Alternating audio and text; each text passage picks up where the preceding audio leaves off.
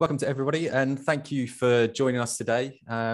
This is the LHC London and South East webinar for the future of frameworks in constructing the gold standards.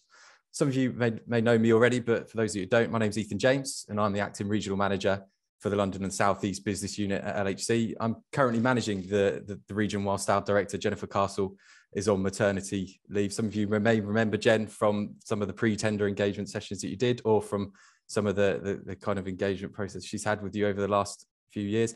But I'll be co-hosting today's webinar alongside my co-host today, who is Shona. Morning, everyone. So we wanted, while people are joining, just to share a video from a couple of years ago. So I'll just exit the screen. I'm just going to reshare.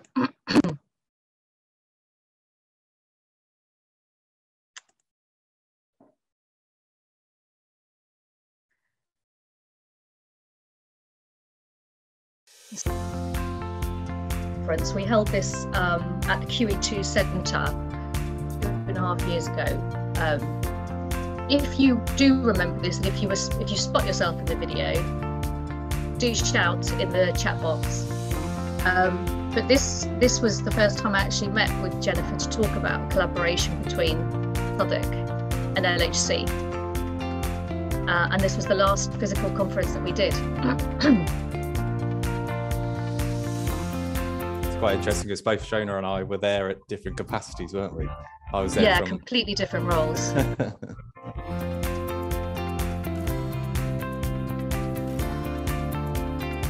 It's amazing to think how much has changed since then, really.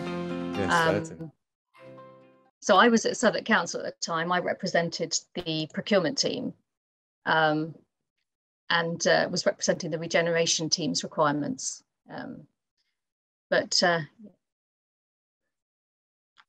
We were talking at the time about appointing a range of micro SMEs. I approached Jen at this conference, and that was the first time we really talked about partnership. Yeah, certainly. And I think I was there from an appointed company background, so I was there from a completely different angle as you, Shona. But yeah, back here at LHC, so it's really, really good. But just to say thank you to everybody that's joined us today. Appreciate that it was a completely last minute change in format from what we were going to be doing, hosting at the QE2 Centre. It's a real shame that we couldn't see your faces, but I really want to thank you for all being patient and cooperative with us and just sticking with us really today. We will actually be hosting a second part of our webinar as part of the main agenda that we had for today on the face-to-face was partly to be part of social value and to really premiere one of the videos that we've been doing with We Rise, which is a group of young people from Brixton that we've been working with. And we are looking to host another webinar on 31st of March, which we'd all welcome you to join.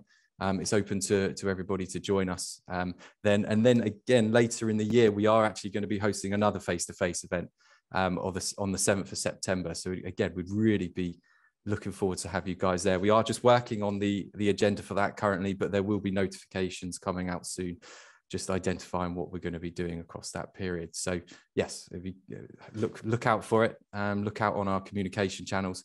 We look really forward to seeing you there in face-to-face and in person.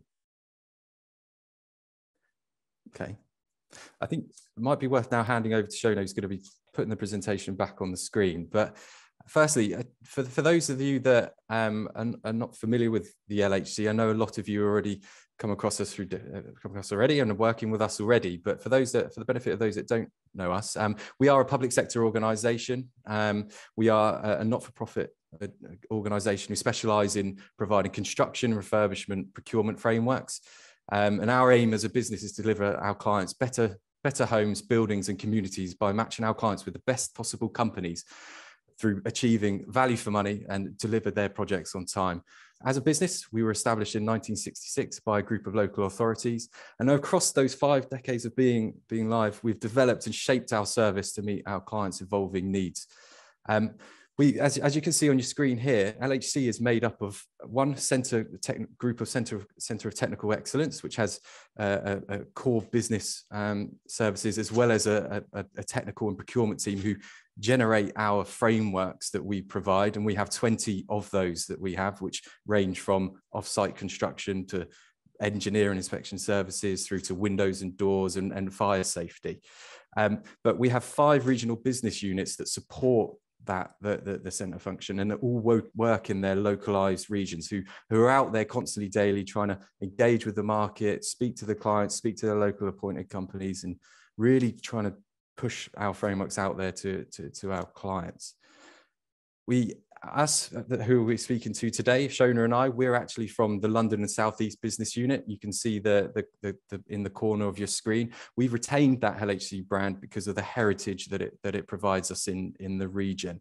Now, you will also see some people from our other area, which is the CPC brand in the Northern and Midlands area. They'll be joining us throughout points of the meeting today. But yeah, next slide, please. Okay, so just a reminder of the agenda today, and a reminder that the webinar is being recorded.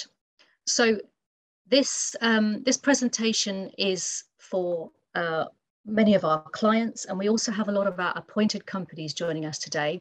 We'll have a number of polls that will be running. Just to let you know, the final agenda item here, number 6, is aimed at appointed companies. So if all goes well with timing, we should come on to this item by about 10:50 a.m. So it's optional to stay on for that if you're not an appointed company, and it is particularly aimed at our MDC appointed companies. Anyone's allowed to join. You're more than welcome if you're one of our other appointed companies, if you need a refresher on how you work with LHC. So our first item on the agenda today will be a joint presentation, Constructing the Gold Standard and the Construction Playbook, by Alison Nichol and Professor David Mosey. So David is a professor at the King's College London Centre of Construction Law and Dispute Resolution, where he was director for 8 years, from 2013 to 2020. He was previously a partner at the law firm Trowers and Hamlins, leading their projects and construction team for 22 years after postings to Bahrain and Oman. He now provides postgraduate teaching and research in the UK. And of course, many of you are here to find out about David's most recently published research into public sector frameworks, Constructing the Gold Standard. David is joined by Alison Nichol, whose background is in knowledge transfer, driving innovation and change into the construction sector, both in the UK and overseas. Alison is currently head of Constructing Excellence, where she works with its members and wider movement to drive positive change in the built environment. Alison has a passion for transforming the construction sector into a more innovative, inclusive and sustainable industry. So without further ado, I'm delighted now to hand over to Alison. Hello, right, let me just make sure I share the right screen here. Thank you for that. And I'm going to give you a little bit of an overview of some of the legislative drivers, etc., that are some of the drivers that are happening at the moment around driving this move to more collaborative procurement, which David, I think you celebrated 21 years of collaborative procurement last year, so it's now 22, isn't it? It is indeed, yeah. What Nick Rainsford last week called my 22-year crusade. But it does feel to me like we're making progress, but we always feel like we're making progress. But I think a lot of things are coming together at the moment to really drive that through. And Constructing Excellence is a movement to positively disrupt the construction industry. We're led by our members, which include LHC. So we bring together some of those really forward-thinking organisations that want to disrupt and transform. As Shona said, my background is actually in innovation, and I could never work out why these brilliant ideas and concepts didn't make it through to the market. And actually, a lot of that is around collaboration or around procurement, and the answer is collaboration. So we've been through an awful lot of disruption in the past 2 to 3 years, and I think that disruption is actually going to not go away. We've had COVID, and that has placed huge I was going to say strains, but challenges and also opportunities. We're seeing technologies coming through. People are actually embracing technologies. They're embracing different ways of working. We're seeing people realize that their traditional ways of working are broken and they have to find other ways to do things. And that has led to things like fuel shortages. We're seeing the energy prices rise. We're seeing materials prices rise. We're seeing shortages of labor. These are big challenges that have real impact on construction projects. And if we don't set those projects up for success, we're not going to be able to deliver the outcomes that we need to be able, that the built environment can deliver for people's lives. And the impact of not doing this was always the impact, David would say, you know, delays, rising costs, people not getting the quality outputs that they need from their buildings. But, you know, we will see this over the next few years. And if we don't work together collaboratively, and if we don't set everything up for success from the outset, this is what's going to happen to us. And it's not a nice situation that anyone wants to be in. We're also seeing a lot of social drivers for change. And I know that Shona's going to touch on this later because you've done some fabulous work around this and how procurement can actually drive better behavior through supply chains on this. So I won't steal your thunder, Shona, but I think it's really important that we recognize that as an industry, we can't continue. We have to start embracing equality. We have to start bringing in new people, new ways, who will embrace these new ways of working. And, you know, that's what society wants. Society also wants us to address climate change. And, you know, we had COP26, we've got Construct Zero, we've got the move to 2050. And I think construction and the built environment has got a huge role to play in this, but it can't be done via traditional methods. We've got to collaborate. We've got to find ways to get those innovations, to get those new technologies through and make sure that these things actually become standard practice. Over the past couple of years, what we have seen is a lot of really strong legislative drivers and initiatives coming through that are really driving towards collaborative procurement. We'll go into the construction playbook in more detail. The CLC's roadmap to recovery really advocates for the industry coming together, working more effectively and delivering those better outcomes.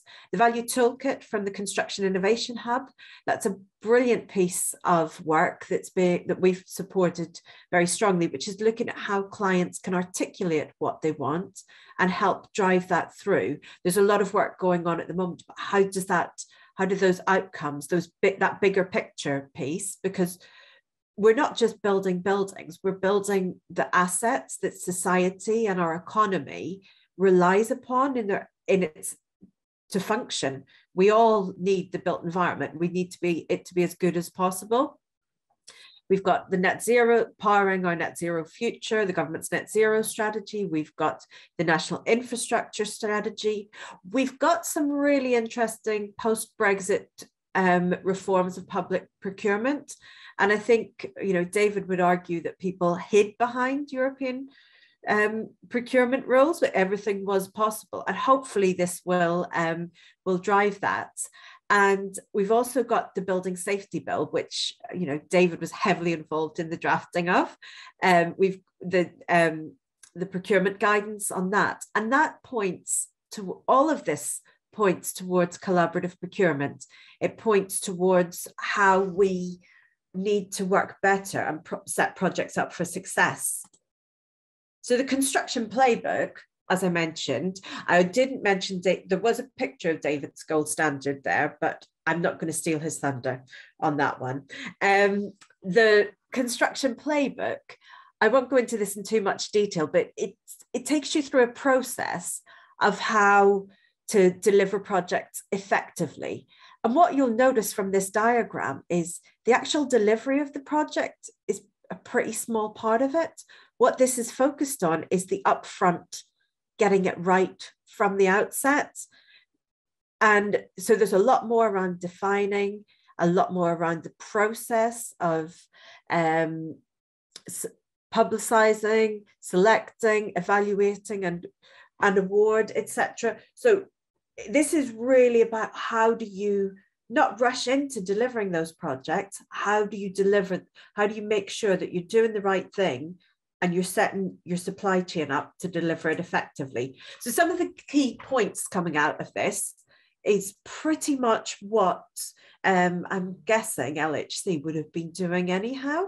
And, you know, I think for those of us who are really positive about change, the playbook can come across as a little bit vanilla, but actually we forget that this is about making everyone do better because it's being implemented on a comply or explain basis.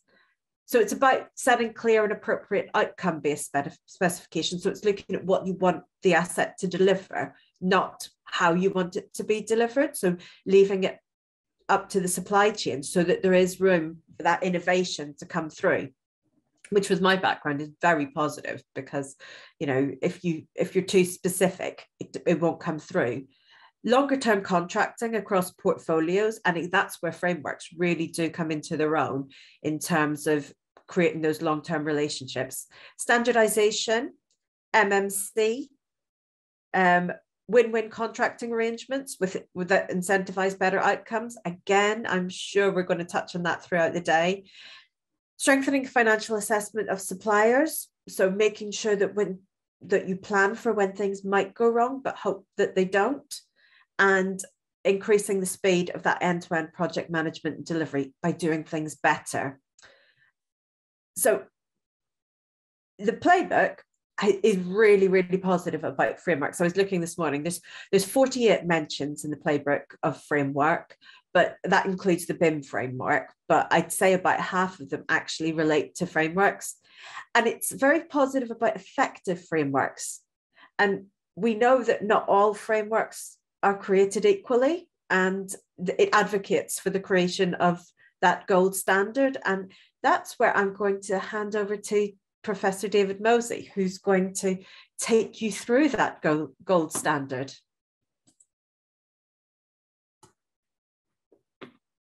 Oh, David, you're muted. Yeah, thank you so much, everyone. Thank you, Alison. This is the stressy moment when I go to share my slides and find that they don't share like last time. Let's see how this goes.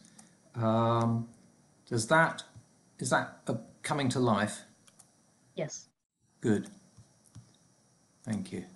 Let's try and get slideshow.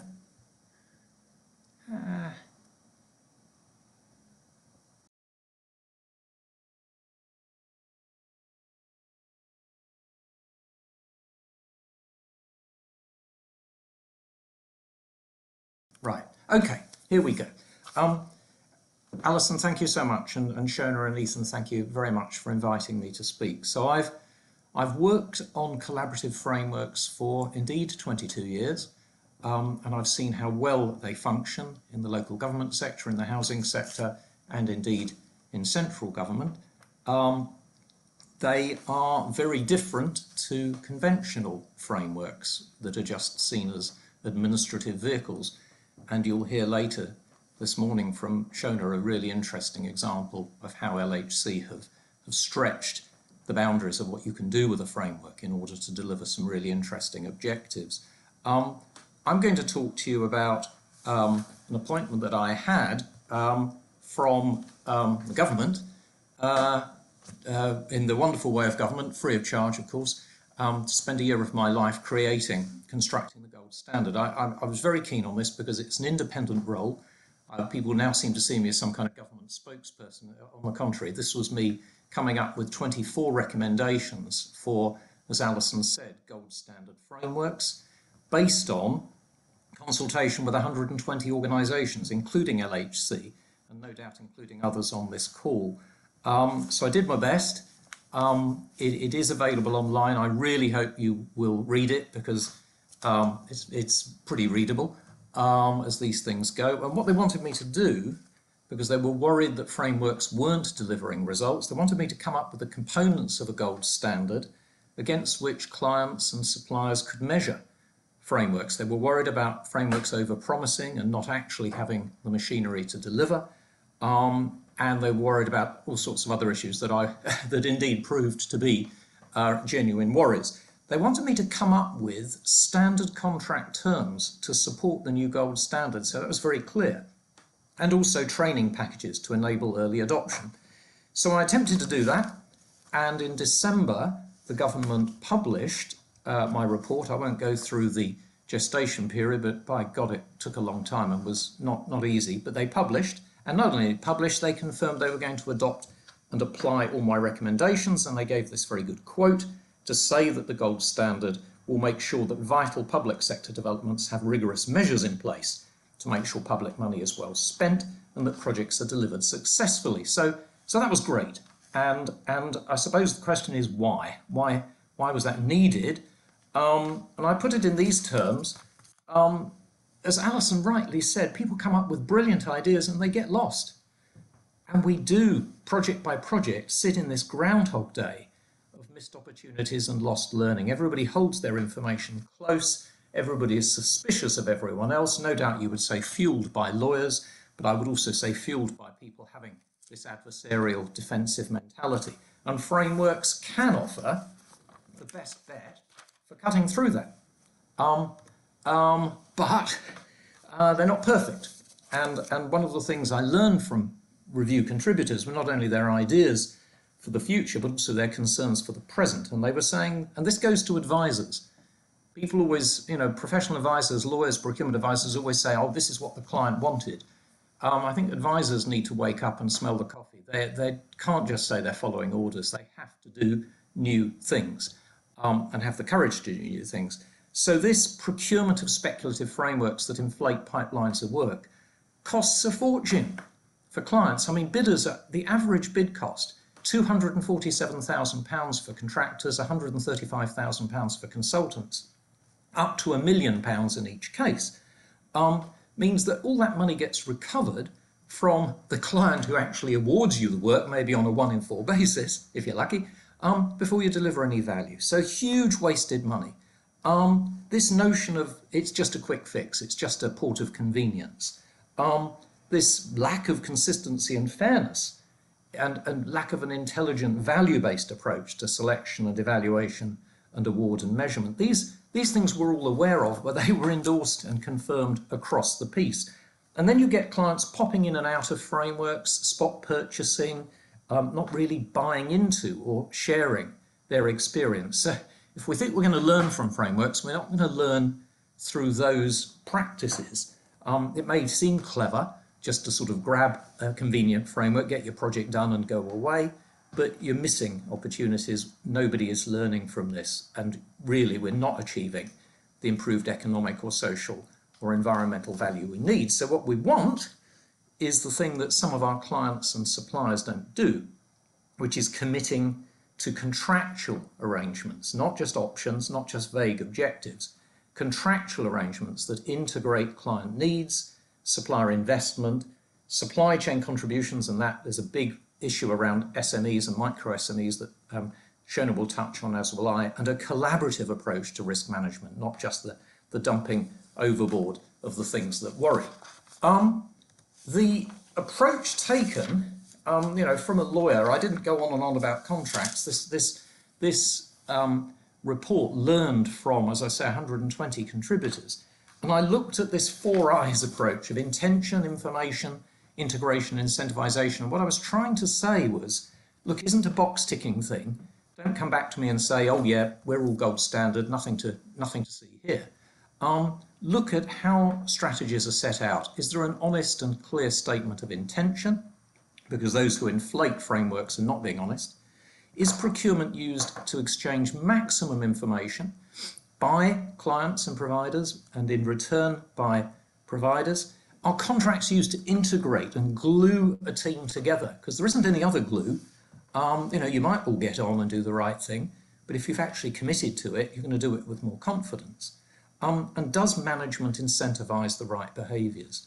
The review has got over 50 examples of current good practice, and LHC are in there, I'm delighted to say, but I also take great pains to say to all the good framework providers and clients who contributed, there's more urgent work to do if you actually want to achieve the gold standard. We've got a lot of guidance in there. I hope you don't lose the will to live reading this stuff, but I didn't want to just put headlines. So there's 24 pages of detailed guidance on actions to take at strategy, procurement, contracting, management stages, and there are 10 detailed framework case studies. So I hope that whets your appetite for something that is free of charge and is endorsed by the government and is relevant to local government as well as central government. But the issue that I have, and that Alison and I have encountered over my 22-year crusade, is the Bermuda Triangle.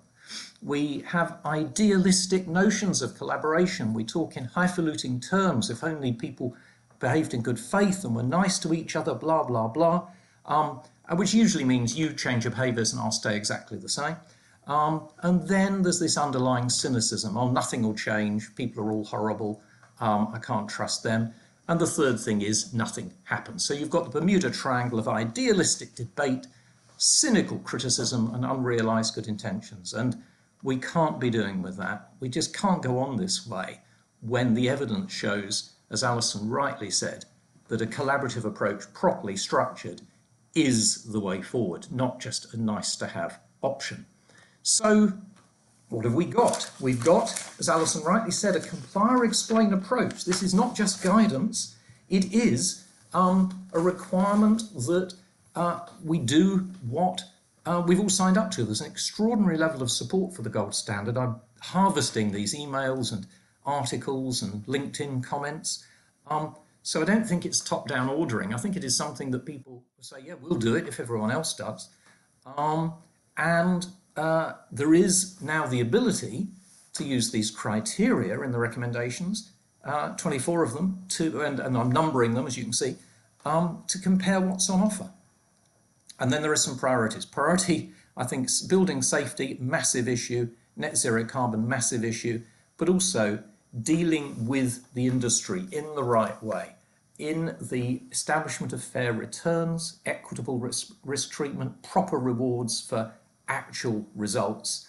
And in case the contractors on the call think this doesn't apply to them, collaboration at all levels of the supply chain, not just contractors telling the client, yeah, we'll collaborate with you and we'll deal with this herd of cats who comprise the supply chain. We want subcontractors, manufacturers, operators, suppliers in the team. I'm jumping around with those recommendations. They follow the structure of the construction playbook, so I put them here in groups that I hope will assist. So the last one there is getting action plans supported through government-led training, guidance and shared experience. I really hope the government do that. We're kind of in their hands, except to the extent that we just get on and do it ourselves, of course, and we'll see how that pans out. LHC are already asking what they can do and how I can work with them, and I'm very interested in their proposals. There are lots of ways to save money and improve motivation, and sustainable pipelines of work is one of them. Early pre-framework consultation is a must. You'll hear from Shona on this. It finds out what is available. It looks, amongst other things, at emerging technologies and innovations. We don't know everything that will inform our framework brief if we don't ask people. We want to incentivize solutions through outcome-based strategies, let the industry teach us what works. But then if people come forward with proposals in a competition, you've got to find a way to adopt those. You can't adopt them all on day one on a thumbs up, thumbs down basis. You need machinery in the contracts, in the relationships through which to explore what's available, what needs adaptation, what's going to be adopted. It's very important. We have to link our procurement to our contracts, to our management. We look at delivery model assessments to see what's best for each project. We look at should cost models so that we can link evidence-based benchmarks to likely cost. Budgeting is really important. If we're going to get away from a race to the bottom it is fundamental that we understand profit and overhead and fees in a more granular way, and that we get people to come forward with value propositions by reference to project budgets, that we don't hide that information as clients in the hope that somehow we'll get lowest prices beyond our wildest dreams. These old approaches, they never work. You know, if people have lowballed on price, it's because they've got it wrong, not because it's Christmas. And then we move into contracts. We want the award of longer term contracts, the incentive of additional work. We want investment in modern methods of construction. And again, we can do that only if we link portfolios of work so that there are production facilities supported by our procurements. We want transparency. A lot of this will be familiar to you and sounds absolutely obvious, but you'd be surprised at the inconsistencies in the procurement landscape. Transparent costing, call-off, performance measurement, incentives. Get away from the race to the bottom, but ensure a decent return and prompt payment so that suppliers are motivated. Getting consistency in pre-qualification and getting consistency and proportionality in evaluation so that we have criteria that include quality, social value, net zero, and also that identify SME strengths. You know, this is not, not to be nice to SMEs. This is, are we adopting a rational approach to evaluation that brings out the best, or are we actually just allowing people to go through the hoops of wonderful essay writing and artistic bid submissions so that the same parties get appointed time and again? I drafted as a research output from King's in 2016 a form called FAC1, Framework Alliance Contract, that combines frameworks with collaboration. And I was delighted when that was recognised in the construction playbook. It's expressly recognised and recommended. Happy days. I don't make money from it, I just feel good.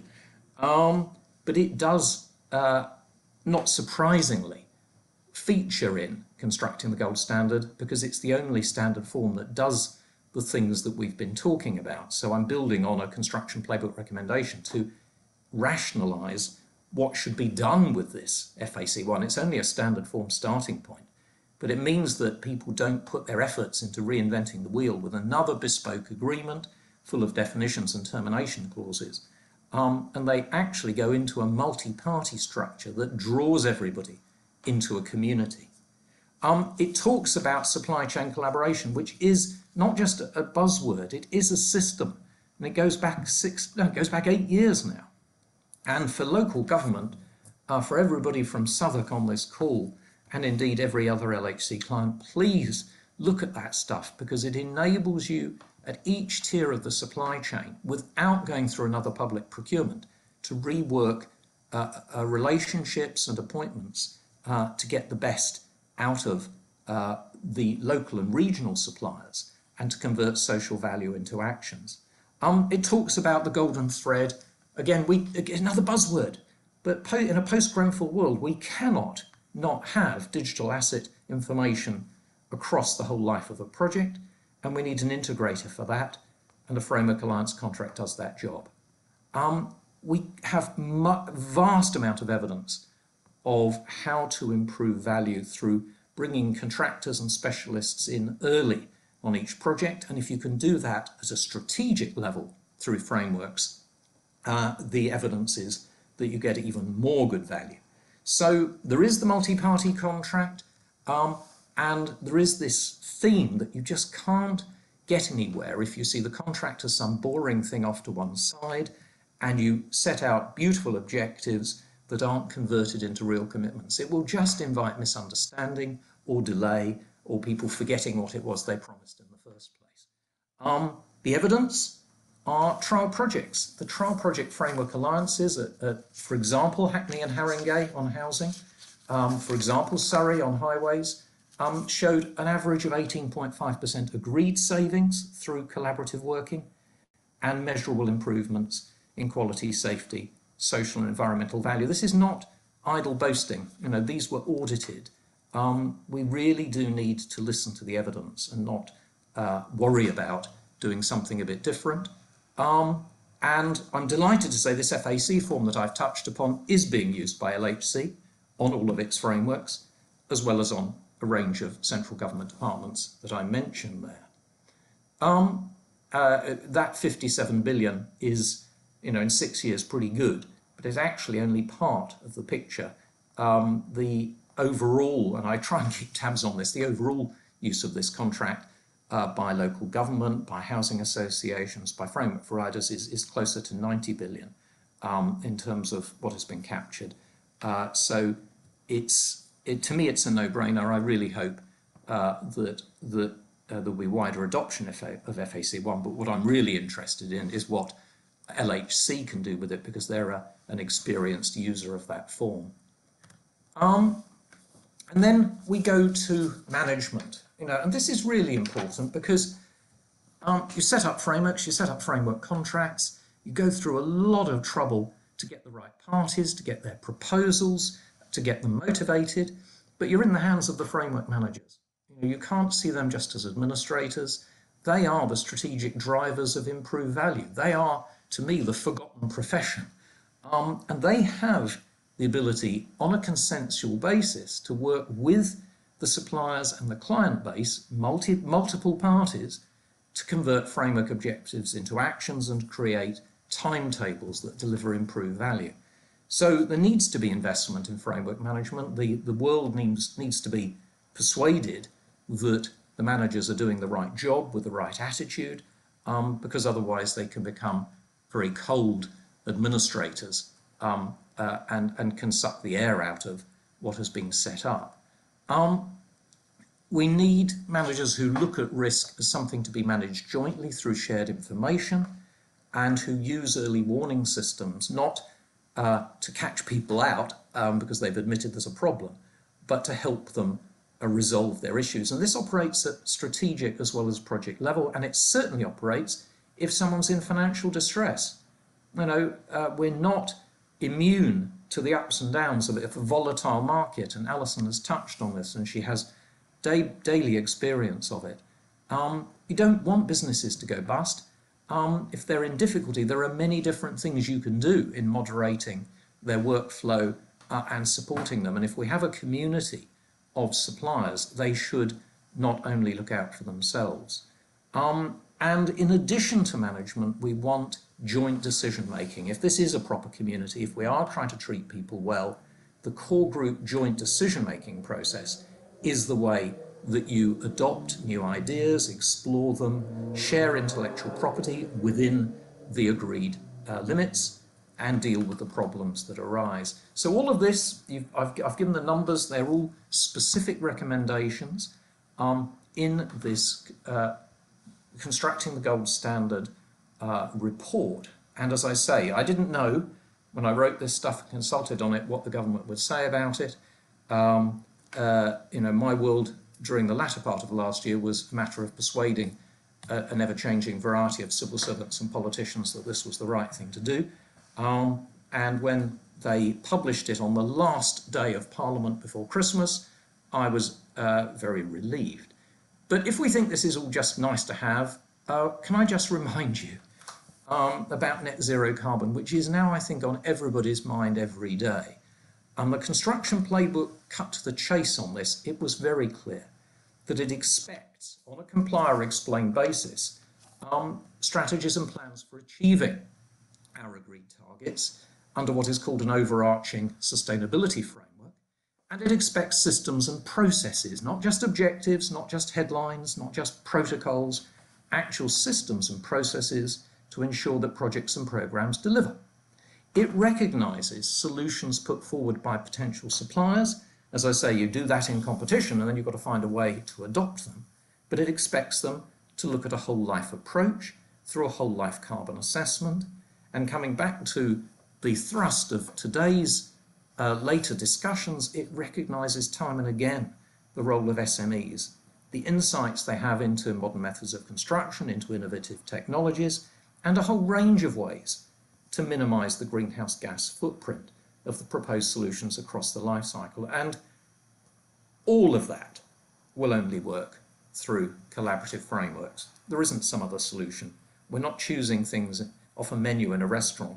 We're actually trying to rationalize our approach to reconcile, if you like, the rules of competition with the rules of collaboration, and recognize that the best chances that businesses have to do the things they're good at is if they integrate their work with other businesses. So I'll end with this very basic graphic around intention, information, integration and incentivization. And Shona, Ethan, I'll stop at that point and welcome a discussion. Brilliant. Thank you so much, David. That was fascinating, and this is the second time I've heard it, and what I love about it is just it really does, it's a no holds barred, lays it all out bare, very direct about what the problems are and what we should be doing. And yeah, I really appreciate your research. For some of our audience, it might be the first time they're hearing about this. For some people, this might be a refresher, or they might be familiar, might have read it already. We've got a couple of questions in the chat box. So I wanted to see if we could just, before we go into yours, David, I just wanted to go back to Alison for a moment. Alison, you used the term positively disrupt. This is something that you're used to doing. Can you expand on that? Well, I think constructing excellence is sort of founded on the principles of best practice. And what we want to do is, we've had huge debates around that term because disruption can be really negative. But actually, if we want to change the world for the better, we've got to disrupt it in a positive way. There will be winners and losers around every change, but we've got to make sure that that change is positive. And one of the things that we really try to do around that is demonstrate how others are practically implementing change. So things like the case studies that sit behind the new models of procurement, etc., demonstrating to people that this is possible, helping people to understand how they can change and not just telling them they need to change and they need to do things differently. And I think that's why what David's done with the gold standard review, it actually provides the mechanisms for people to change, not because we all know that things are broken, but how do we fix it? So I think that's where the positive comes in. Yeah, I agree with you. And I think having looked at the construction playbook, I think that's exactly what it is. It lays it out for you, really easy to read, very clear. This is how to do really good construction procurement. So, okay, thank you, Alison. So one thing I noticed was the reference to collaborating with your supply chain. And I think we've had a comment about this as well. So let's see if I can find the original. I can't find the original question now, but it was R7, David, on your slide. And I just think that might be of interest to our audience in particular, what that looks like exactly. If you could just expand on that a little bit more. Yeah, with great pleasure, but you'll probably have to stop me after a while. The first thing is doing what you've done, which is identifying how to procure directly SMEs and micro SMEs by identifying their particular skills and their particular offerings. So that is utterly familiar to you, and it's extremely hard work, but it's not oppressively hard work. It's a thing to do because why wouldn't you? And it's a thing that gets overlooked. As I say, the bigger practices have bid writing teams, can produce clever answers that speak to every client aspiration. I'm not saying they're insincere, but it makes for an unlevel playing field. So if you look at what the carbon footprint of a local business, the community knowledge of a local business, these are real added value measures. And so the first point in recommendation 7 is you look at the particular things that SMEs offer and you run your competition on that basis. The second thing is this concept of supply chain collaboration, which is this, that if your tier 1 providers, so let's imagine, the easier argument is looking at main contractors, but it also is, the collective purchasing by your consultant, your appointed consultants. If they are buying individually, I don't know, survey services or windows, they have separate and inconsistent deals. And people view their relationships very protectively. They are, in a way, the DNA of an organisation. Who do you deal with? Who do you buy from? If you've got a decent amount of work under a framework, and if you're actually trying to deliver something of lasting value to the client, there are elements that can and should be shared. So if you're a contractor, and if you look at Hackney and Haringey, they found local, regional, national sources of windows, central heating, roofs, a whole range of disciplines, 30 different disciplines, and they purchased collectively. And through that, they delivered for Hackney and Haringey consistent a basis for operation of their built estates, and also a range of really interesting social value through apprenticeships and environmental value in terms of really useful ideas coming up from the supply chain. So that reworking is done, it's led by the tier one contractors. So you're not running a new public procurement, you're not nominating, you're not running a new public procurement, you're saying, if you've got the contractual structure to do so, which by the way you have under FAC1, that we're going to do this, the supply chain you had in mind when you bid is great, but it's not the last word. And we can't make you share everything, because some things will be your intellectual property, your USP. If you're a contractor who's built a factory, you quite like to use that factory. But you can rationalise this, and there's some fantastic examples out there, some of which appear in the Playbook. In constructing the gold standard. That liberates you from seeing procurement as a single shot. The idea that what we've got at the point of selection is all we're ever going to have is quite depressing, because learning brings new ideas, and it may indeed bring new subcontractors and subconsultants. One last thing, I'm just trying to relate this more closely to the work that you've been doing, Shona. The very first use of FAC was by a Midlands housing association called Futures Housing Group, who appointed a range of local specialist contractors, and they collectively did a deal with Travis Perkins that they would never have done individually. If they had, 1.5 million of turnover, Travis Perkins couldn't give a damn about that. But if they're looking at, hang on a minute, these 20 suppliers between them have a 40 million annual turnover, suddenly Travis Perkins woke up to improved warranties, improved supply arrangements, improved prices. So that community of SMEs, micro SMEs, has a power that you can unleash, if you like, through supply chain collaboration. Oh, and I agree. I'd love to see that through that kind of collaboration through some of our frameworks.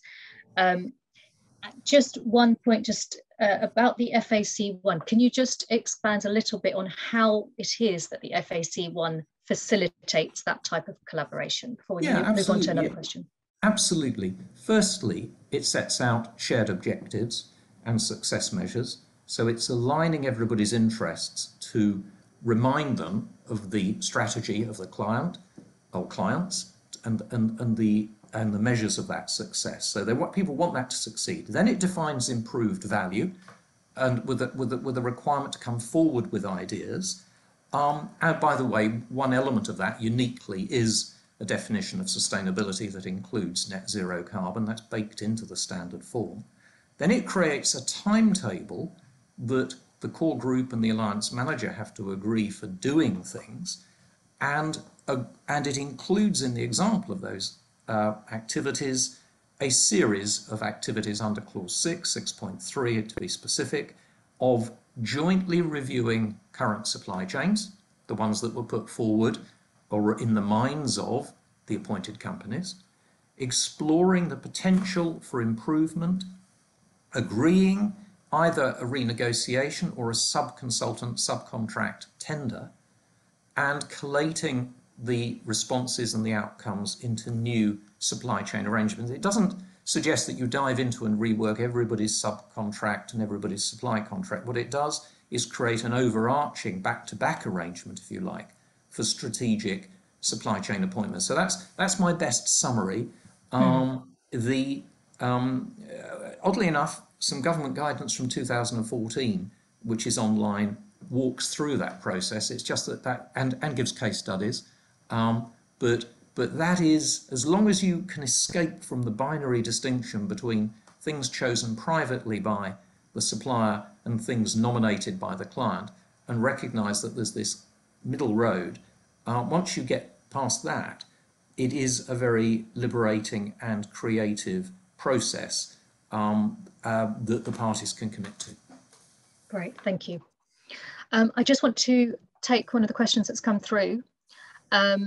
How would you suggest we tackle the lack of resources or understanding of construction process in public procurement, as this will be the make or break of the gold standards framework contracts?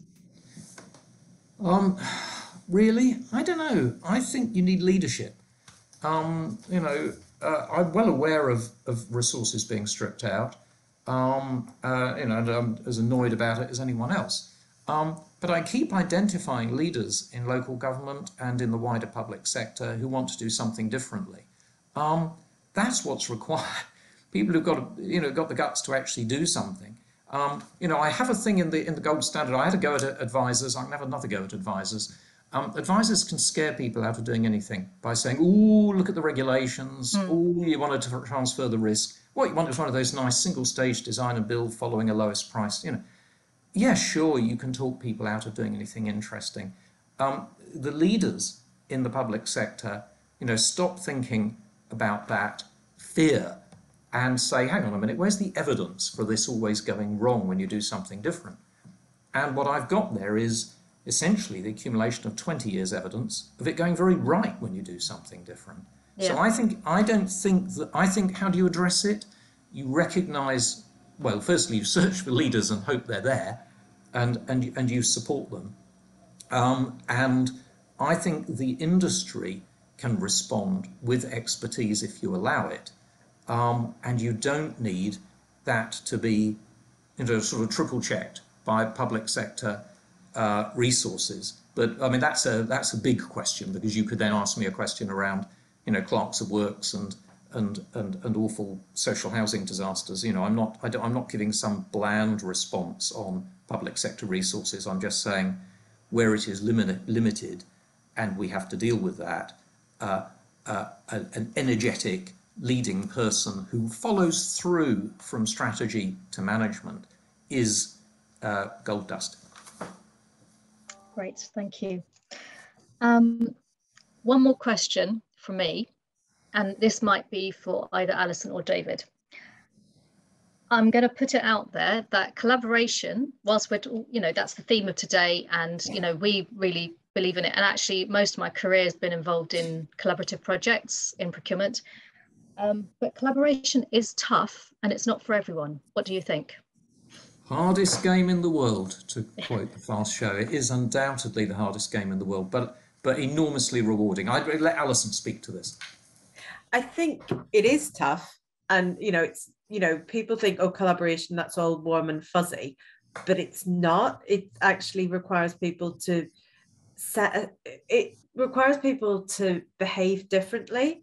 And I think in order to enable that behavior, I think leadership is really important, as David alluded to, but also people being incentivized to behave differently. And I think it's that incentivization that can really change that behavior, because, it isn't easy. It's contrary to how this industry has been set up for many years, because we do need to collaborate. We know we need to collaborate, but actually we're not set up to collaborate. And this is where, all of the work that David's been advocating, that Constructing Excellence has been advocating, that's codified into the Playbook, is really, really important, because this is about changing culture, and it's about changing behaviors. And, the contracts and the setting projects up for success are really important in that. But actually, we've got to get people behaving properly on the ground. And I think that's where that leadership piece comes in, where it's not acceptable to behave in those non-collaborative adversarial ways, because whilst people want the evidence of collaboration, there's plenty of evidence of where adversarial behavior gets you, and it's not a good place. Yeah, Thank you. I'm going to add to that. I mean, there are a lot of people paid to troubleshoot, they would call it, but be ready for trouble. And they have to, and I'm not only talking about legal and procurement advisors, I'm talking about people embedded in organisations. They have to be engaged in a different way. I think there's corporate leadership is important, but also personal motivation. I don't understand why people would find it more fun to run claims and disputes than to deliver results. But we have to motivate them to do things better. And an organisation like Constructing Excellence is dedicated to that. Thank you both. Ethan, we've got time for one more question before we'll need to move on to the next agenda item. Certainly. So I'm just looking in the Q&A box. For a client looking to take the first step towards collaborative procurement, what's the initial practical steps they could take today? Download the report and read it.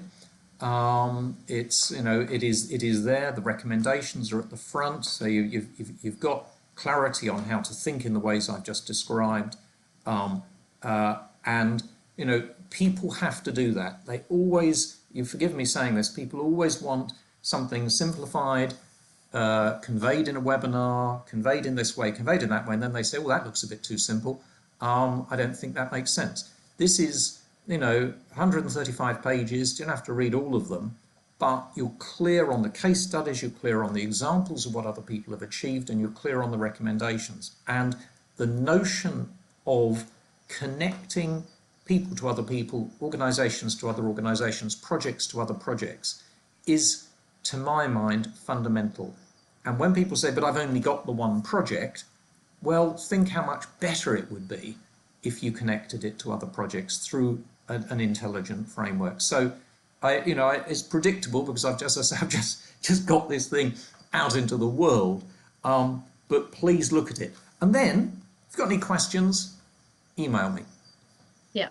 I would add to that to actually go and speak to people who are your peers who are actually delivering this successfully.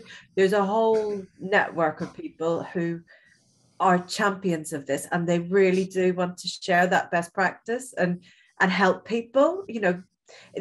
I would say it hasn't been very easy to get to this point. People know what the pitfalls to avoid are. It's not like you're the first one to try and embrace this. So actually have those conversations with people, find out what you need to do, find out how they've approached it, because most of those people are willing to share. I'm going to say one more thing, forgive me, everybody, which is that there's something odd about collaboration. People see it as a mystical thing that they might not understand or might not be worthy of. And that's part of my Bermuda Triangle, these idealistic notions. The reason to go to, and but the other thing is join Constructing Excellence. But the reason to read things like my guidance is that it unpacks it to specific things. And a great big government department, who shall remain nameless, no they won't, the Environment Agency, said, look, we're really interested in using FAC1, but we're a bit worried about this alliance thing. We're not sure what it means. And I said, it means exactly the things in constructing the gold standard, not some other stuff where you have to go and sort of meditate, levitate. It is a set of totally manageable commercial processes. So collaboration, I suppose, Ethan, needs to be demystified, and then I think people will see it as accessible. Thank you so much, both of you. Very powerful presentations and great follow-up there. Thank you so much. Thank you. So I'm just going to reshare my screen.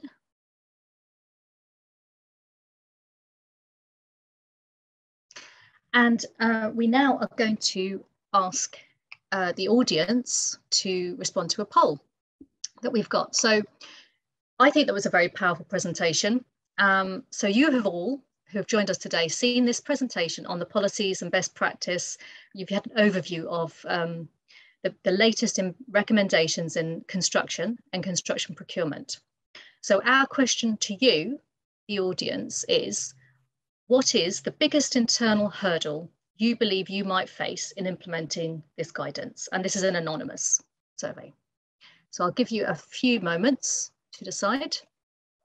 Some of you, of course, might feel you won't have any issues implementing it. But you can only select one option, and we will share the results in a moment.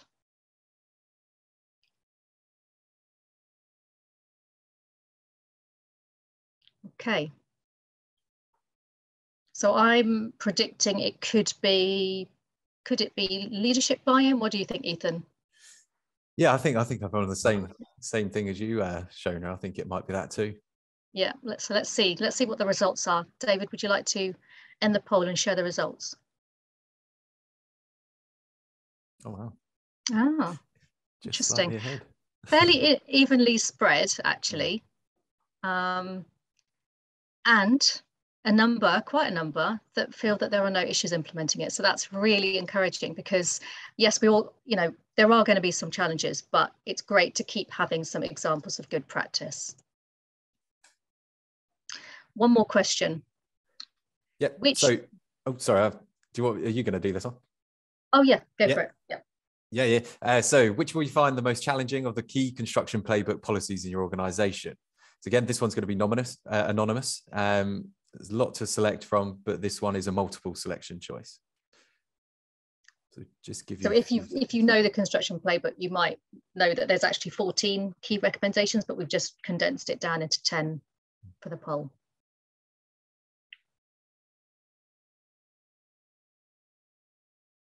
So you can select multiple options for this one.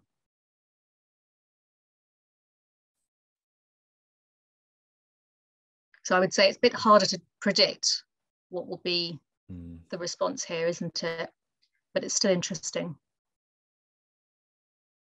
Okay, do you think that's enough time? Yeah, that'll be enough time. All right. Would you like to share the results then?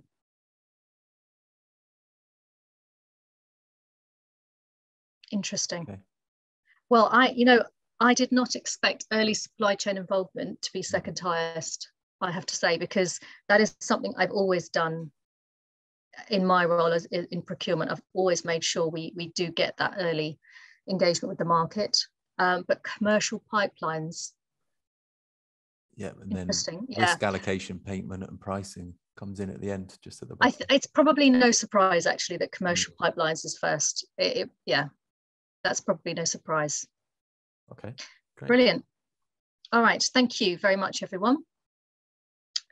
So now this is my item on the agenda where I'm going to share details of 3 regional frameworks. So we have the ADS 1.1 Architect Design Services Framework, our new Multi-Disciplinary Consultancy Services Framework, MDC1, and the Engineering Inspection Services. So I'll start with ADS. Now this was actually a joint project with Southwark Council. All 3 of them were a collaboration in some form, but just to clarify that this framework only covers London. So this was the first project that we did with Southwark. So kind of like a proof of concept, and it was, not always easy collaborating, hence my comment earlier. But really good things came out of that collaboration. So how did it start?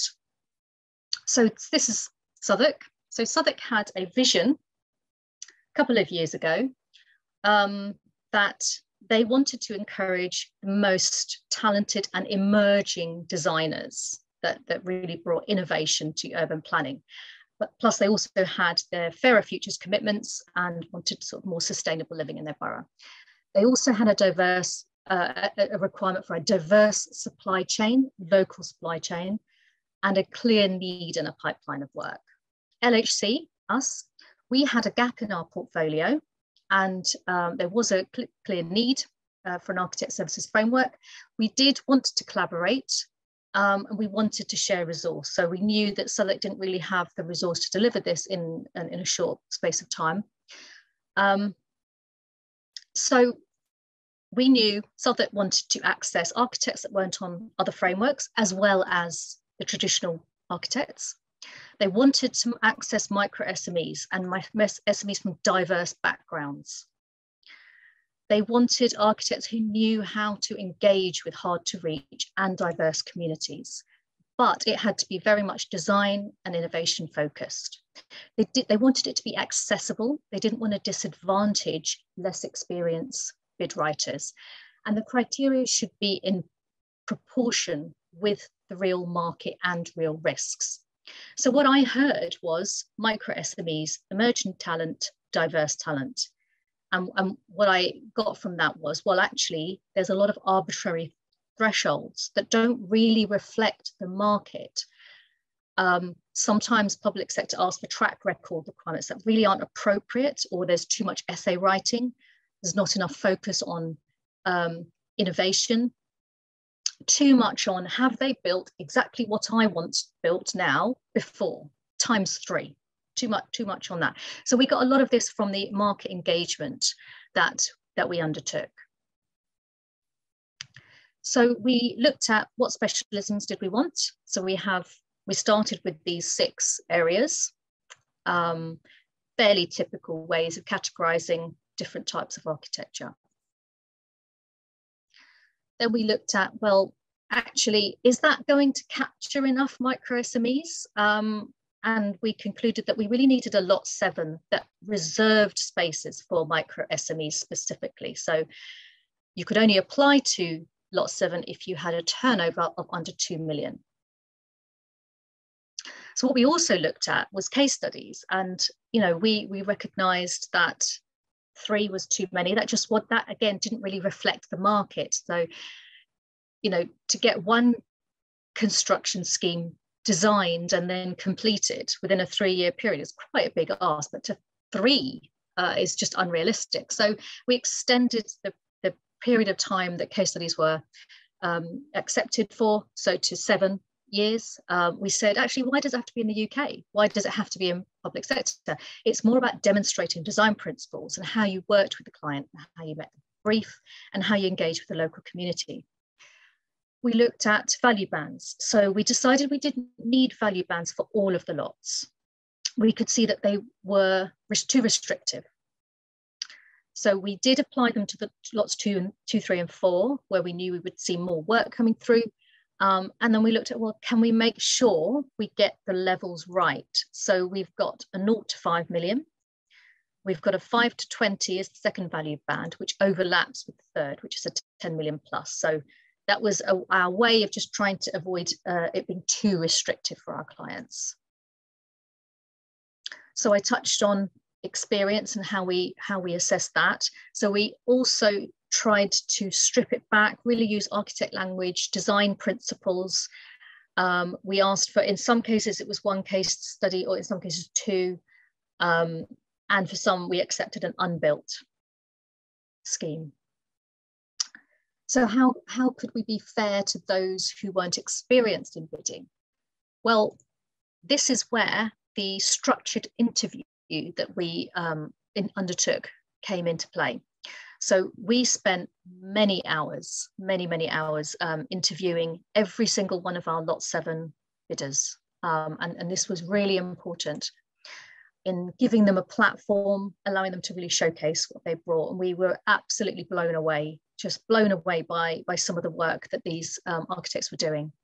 How did we ensure that they were diverse bidders? Well, this was really down to our pre-tender engagement.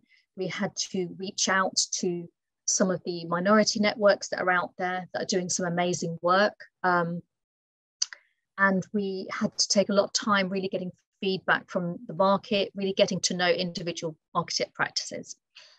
Also, we did ask for an EDI statement at shortlisting stage. So this was really going with the assumption that if they are very good with EDI, equality, diversity, and inclusion, they're more likely to be diverse themselves. We also did collect diversity data so that we could see, whilst this wasn't evaluated, we just wanted to track how are we doing So traditionally in public sector, we look at qualification and design skills. We look at then from there, you know, a practice becomes more experienced, better at delivering complex schemes and social value through those schemes. And then sometimes, you know, they might develop that and be very innovative and pioneering, particularly where somebody moves away from a bigger practice and sets up on their own. So that's traditionally what we look at. But what we did with ADS was we looked at a different dimension that is not typically considered. We looked at organizational EDI and lived experience of the practices. So what their philosophy is, what they bring, and then how that informs the way that they deliver their schemes and how they relate to residents and communities. And then a step further than that, who are they networking with? Who do they know locally? Who do they collaborate with? Who are the designers and artists and campaigners that they work with? And who do they advocate for? You know, who do they know? Who do they support? And that really we could only get from, I mean, you can't get this from a written statement, really. This was really, the quality came through in the interviews. So we got a good spread as a result of investing this time. So you might normally capture this segment, but we got a much, much better spread. So if you think of EDI as a journey, let's say it's 1,000 steps in the journey to be really, really progressive. Step one in that journey would be having a policy in place, right? So we think that's fairly important. Step two might be signing up to the REBA Diversity Charter. But what you often find with standard frameworks is the focus is entirely on these two steps and evaluating that as EDI. Whereas in reality, there's so much more that architects can do or businesses can do. They can seek out disadvantaged communities for outreach work placements. They can do data monitoring. They can engage and do advocacy for networks. They can learn, share, sponsor, influence wider, spearhead change. There is so much more, and that's what we were looking for. We were looking for those that really go and take it to another level. So this was the result of ADS. So 124 architects, highly competitive process. So we know we really are proud that we've got the best of the best. 7 of these practices are Black-led. 19 of these practices are female-led. 4 are Black and female-led. And we are really proud of that because so many of these practices are not on other frameworks. The majority of these are micro SMEs with turnover under 2 million. Very innovative, a lot of these are not normally, due to the arbitrary criteria, able to get onto other frameworks, but they bring something fresh and different, a new perspective. They're more community focused, grassroots. Many of them have lived experience of social housing and really come with something fresh when it comes to, fresh insight when it comes to community engagement. So we have gold medal, REBA Gold Medal Award winners, Sterling Prize winners, Rising Stars, OBE recipients, ex-REBA vice presidents on here. And please do watch this space because I can't do them all justice here, sadly, but do watch this space. Keep an eye on LinkedIn because we are actually going to invite them to share more about what they do in future webinars. So we want you to know that the talent that you have access to. So Multidisciplinary Consultancy Services, MDC1. So this framework is goes wider than London. So this actually covers London and the Southeast and also our North region. So these are 2 different business units of ours. So this is CPC in the North. So whilst this was a slightly different type of collaboration with Southwark, it was still nevertheless collaboration. So Southwark and many other clients have expressed a desire for a diverse supply chain, or to access micro SMEs. There were concerns about unmanaged frameworks that have been expressed to us, and we've had a clear need and pipeline of work on Southwark's part. And also they had had some issues with a previous similar tender that they had run, and they had a lot of lessons that they were very generous in sharing with us. We had a gap in our portfolio. We wanted to meet this need for consultancy services, and of course we were keen to collaborate. So what we wanted was access to new talent, new consultants as well as the big names. So we know that clients do want the traditional consultants as well as new ones. So we wanted a range of size business, micro, small and medium, from diverse backgrounds. We wanted consultants that are collaborative by nature as well. So we wanted to ensure we avoided the race to the bottom with best price ranked, which is traditionally used. And we wanted to ensure that the criteria was really in proportion with the market and the risks. So the sorts of comments from a client's point of view, they want a consultant who's agile, responsive. Well, I think, you know, you do get a slightly different type of service from micro SMEs, you know, and customer service is obviously really important. So how did we structure this? So we had 12 lots. We did a lot of pre-tender engagement, of course. Actually, we did it in 3 stages. In fact, there was a lot. We got feedback from the consultants that gave us their time, and we did a number of polls, in fact, and this was how we ended up with this list of disciplines. So you'll see you've got lots 1 till 11, and then lot 12 is a multi-discipline. So then we looked at, well, how do we actually make sure this is sustainable, fair for micro SMEs, and attracts them? So this was around the time after the pandemic had hit. So we actually extended the term of the framework to 6 years. So traditionally it's 4. You can extend it, you know, if there's a clear business reason, and our business reason was due to COVID and delays with construction schemes. So the good thing about that, though, is by extending it 6 years, that's good for the sustainability of the framework and the appointment companies on it. It's a huge investment of their time to bid to be on a framework. It also gives them time to grow with the life of the framework. So as I say, we engaged a lot with the market. We gave bidder support, put out adverts. We looked at the financial assessment criteria as well. We made sure that was actually in proportion. We ended up taking out a turnover threshold, because when you're looking at consultancies, well, their overheads are not, you know, construction materials, or it's different to a contractor. This is a professional service. You know, turnover threshold just didn't seem to be relevant anymore. We looked at ISO certifications. So we said we would take equivalents, which we assessed, or if they were willing to work towards an ISO certification, that was acceptable too, and we are tracking that. We also decided to remove value bands and decided to reserve places for micro SMEs, small organizations, and medium plus on each lot. So you'll see that in a second. And we shortlisted based on 2 case studies with reasonable criteria on EDI as well. So how did we avoid the race to the bottom and the risk of lowballing? Well, this is just to get on the framework. But we decided to use the deviation from mean price evaluation. This was another tool in our box that Southwark was very kind in sharing their model for this, because it's very well established in Southwark. So I've had a number of questions since we've launched the frameworks, like how did you evaluate bidders? So in the ITT stage, this is the criteria that we used.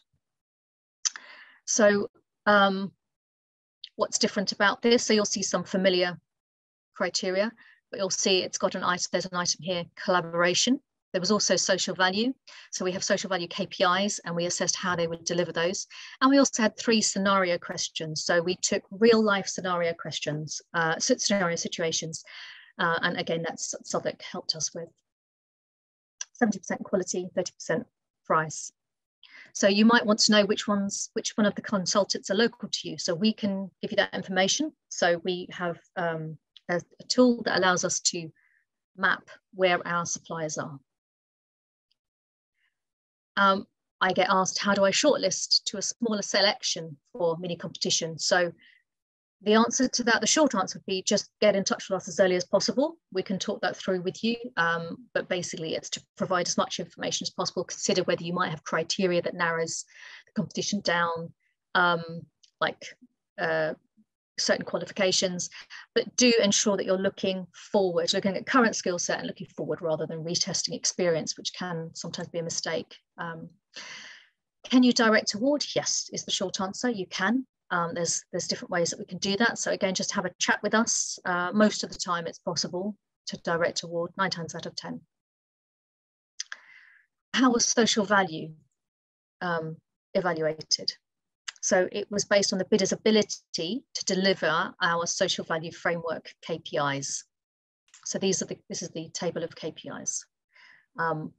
So that's available for anyone that wants to see it. Obviously, I'm not going to go into detail now. What contract terms can you use? And the answer is we've got a lot of flexibility there as well. So there's no issues with any contract terms that you want to use. So you might want to know, well, how diverse is the MDC then? Well, I can confirm 11% of the appointed companies are female-led businesses. 7% are BAME-led. 90% are micro SMEs. 35% are small enterprises, and 46% are medium. So we really do have a good range. We've tried to make the framework as flexible as possible, and we think it would be sustainable and encourages growth over the next 6 years. So I'm going to talk a little bit about engineering inspection services now. So EIS, as we call it, is available nationally in England and Wales. So this exists to help you cover all of your inspection needs so that you have a compliant asset management regime. So you will all have insurances, insurance provider requirements of the policy terms, and normally they do require regular inspections and reporting. So that will help you manage risks and avoid reliance on one provider. So I believe Southwark will talk a little bit about this later. So these are the work streams. These are the different types of equipment. Lifting equipment, electrical equipment, power press, machinery, playground. So everything's covered there. And this is the kind of regulations that the framework covers as well. So we are slightly ahead of time. So I have got, there is a chance for questions before we move on to the next item, which will be Southwark. Ethan, is there anything that we can take now? Yeah, there was a question earlier on in the slides. Price remains a significant measure, typically 40% when bidding roles on frameworks. How does this square with collaboration? How does price square with collaboration? Well, I mean, the client will decide for themselves how they're going to evaluate price. We now have a model of deviation from mean, so we would be happy to advise them. And we do try and encourage them to look at different options. So one of them being sharing your budget, your target price. So our part in that is we will encourage them to look at other ways of evaluating price rather than just best price.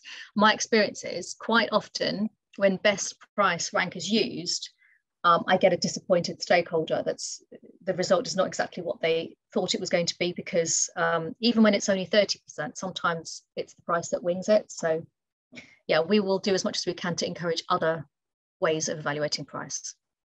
Okay, thank you. There's a couple of questions that have just come in, and I'll be able to answer that. Firstly, the question was, are you able to share current client members to the LHC frameworks? And then another one came in, have you received much interest from clients in the MDC framework? Just to let you guys know on that one, we will be talking about that later on in the appointed company section of the presentation. So we will cover those questions. One question that's come in, how local authorities commit to using the LHC frameworks? Example, based on individual project call-offs, or will they buy into the framework for its duration and the use of it solely? Well, Southwark have committed to using ADS for its life, so for all of their requirements. Other clients, well, it depends on the relationship and our history with them. So it will be on a case-by-case basis, really. Okay, thank you. And then the ITT pricing was based on deviation from the mean. Will all call-off contracts pricing assessments be carried out on the same basis? No, that will be down to the client. So as I was saying, this is kind of covered by my answer earlier, I think. There are other ways of evaluating price, and we would encourage that. I don't think best price is a great way to evaluate. So yeah, there's Trowers and Hamlins, in fact, did a paper last year on other price evaluation models. So I would encourage you to have a look at that. And we would encourage our clients to consider target price, in other words, sharing, what's the budget for that scheme, as well as deviation from mean. Or sometimes you can actually do a combination of deviation from mean and best price, which feels a little bit more fair. Okay, so I think we will move on to the next item, if that's all right. So we have Bruce Glockling, Head of Regeneration at Southwark Council, joining us. Bruce. Thank you, Shona. And I'm going to try and be careful not to repeat too much of what you've already said when we're talking about the ADS 1.1. But just to summarise, what was Southwark looking for? We were looking for the opportunity to bring good design to the public sector beyond the companies on the existing frameworks. And we also wanted to expand the opportunities for architects to work on a new framework, many of whom had not worked in the public sector before, but were clearly doing great work in the private sector. But curiously, the local authorities were not accessing this, but because we were mainly relying on existing frameworks. So what did we learn? We learned that the procurement has been a success by evaluating what architects were actually doing through case studies and interviews, rather than the written word in bid submission. And I think colleagues who were part of this in 2018-19 will recall that this was early feedback from the industry, that we needed to change the way we evaluated submissions that were coming in for frameworks. And we also learned that the new framework has been a success. It's introduced many more new companies to the public sector to produce innovative new design. However, we also learned, and I think this is probably feedback from 2020, that equality, diversity, and inclusion had not been addressed satisfactorily. That many architects, particularly black-led firms and individuals, were not securing new work despite the local demographic, and in Southwark that's at least 25% black. And there was also a lack of black and ethnic minority role models in the built environment. And also, there was a lack of diversity in the council's supply chains as a whole. And because of all of this, there was clearly inadequate representation of the communities in Southwark in the built environment.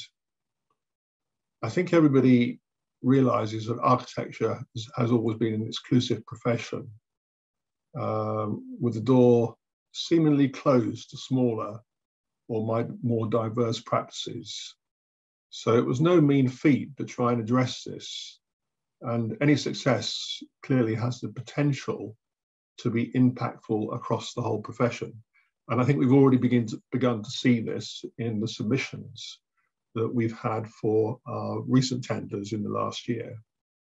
So by reassessing the wider implications of equality, diversity, and inclusion, EDI in our supply chains, we showed that we needed to take account of EDI in all our procurements without compromising on quality. So let's look at some outcomes. By working together with the LHC and Southwark, we were able to introduce real change in public sector procurement of architects in a relatively short period of time. This is really only taken about 2 years. And we're now seeing a positive and actually quite a sophisticated commitment to equality, diversity, and inclusion in all our tenders, both for architecture and also from contractors as well. So we're looking forward to achieving good design, diversity and representation, and better outcomes for local people.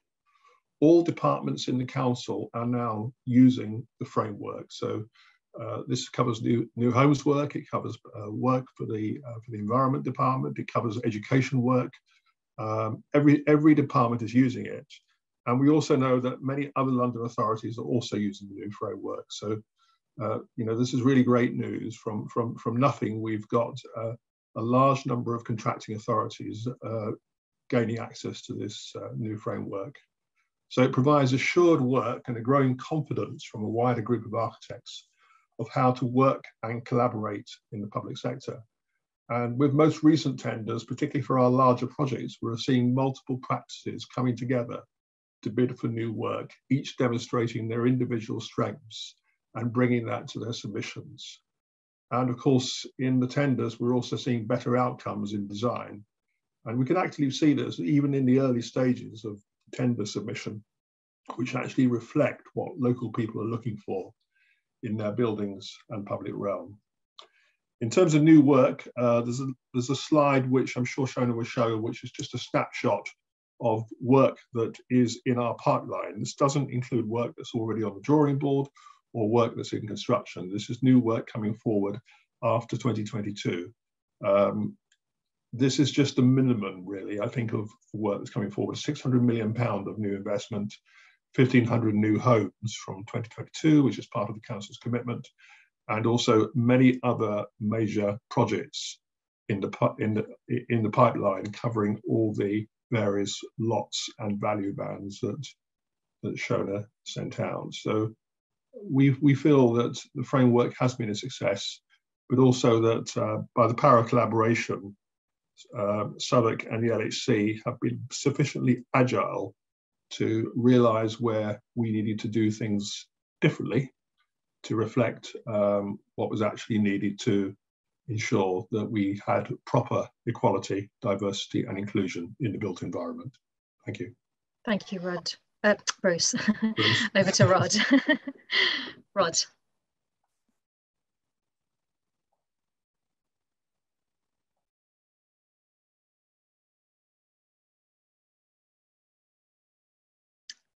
Rod, I don't know if you're on mute or...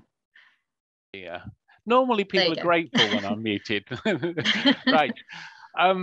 Right. Good morning. My name is Rod Davies. I'm procurement manager in housing and modernisation asset management. That's the operation that manages Southwark's council houses. Where's the first slide, Shona?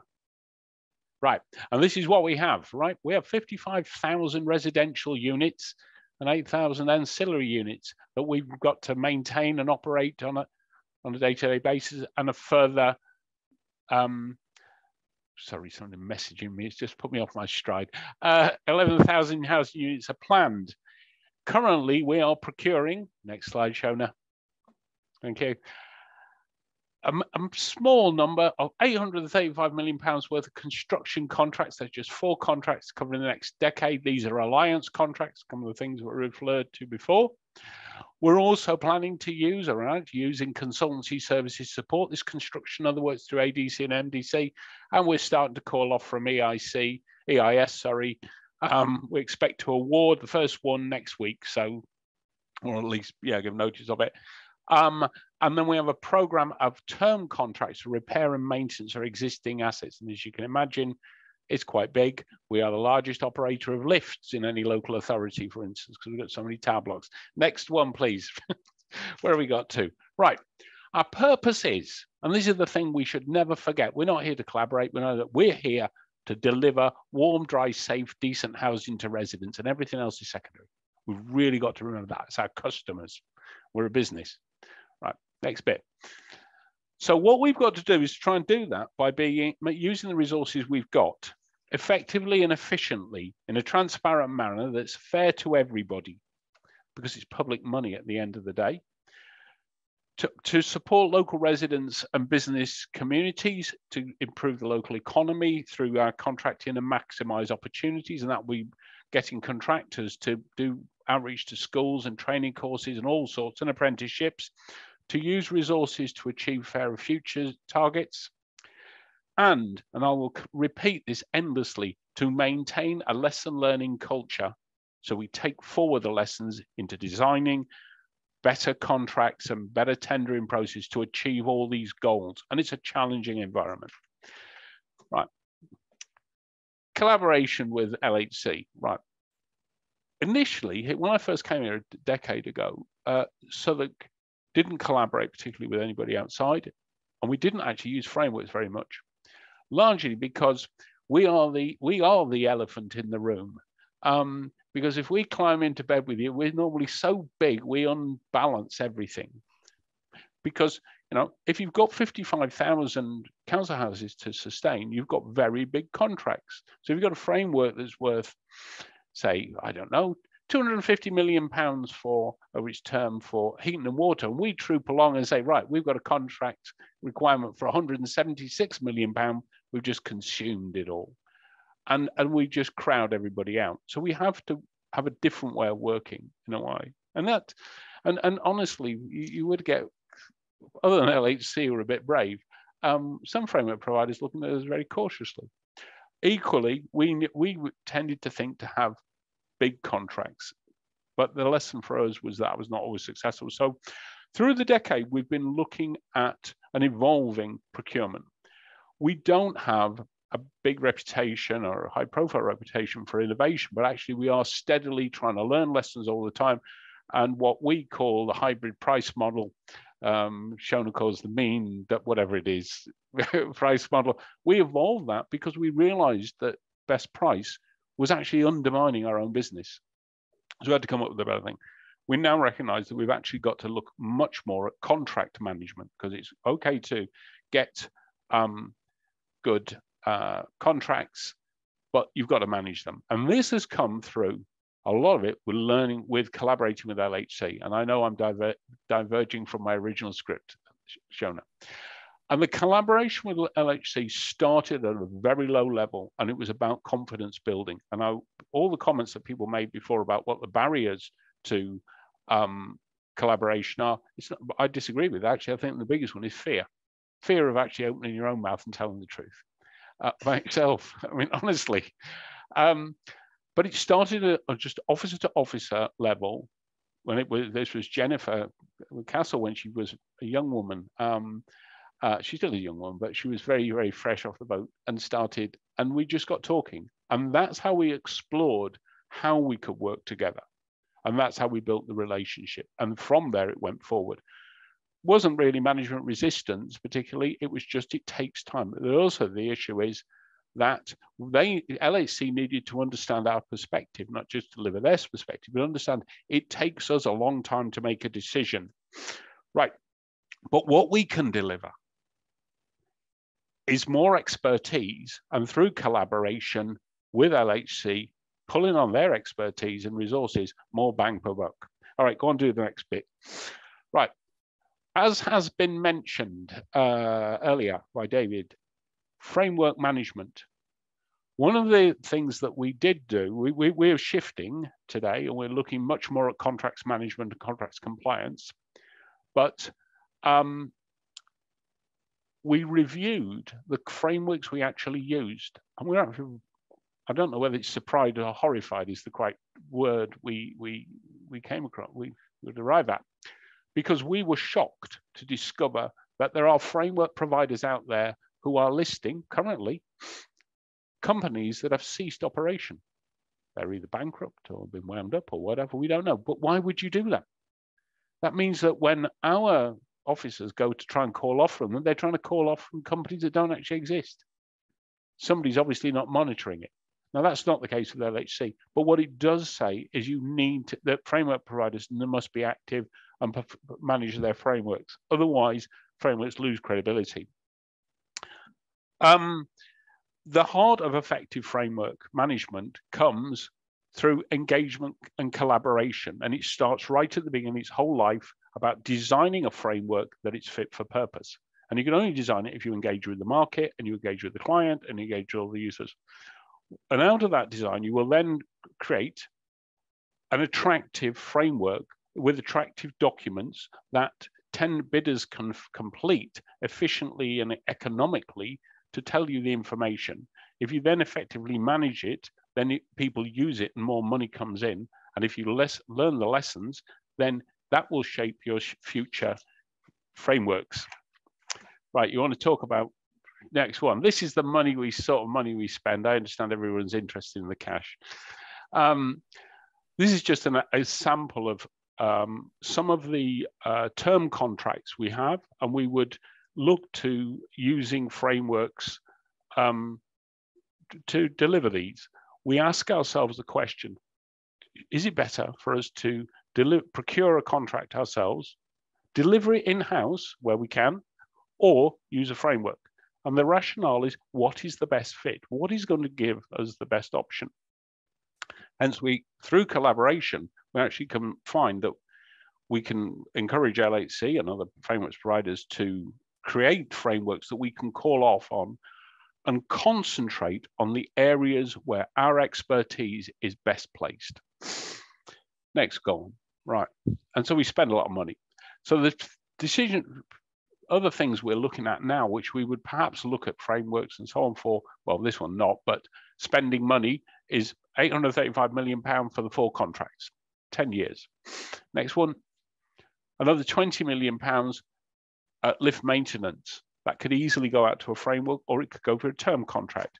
Another one to look, I think this is roofs, is it? Yeah, roofing and rainwater at 11 million. Another £16 million. The next one for fire protection contracts. Again, we could look to, potentially, we could look to frameworks. These are all recent approvals. Right.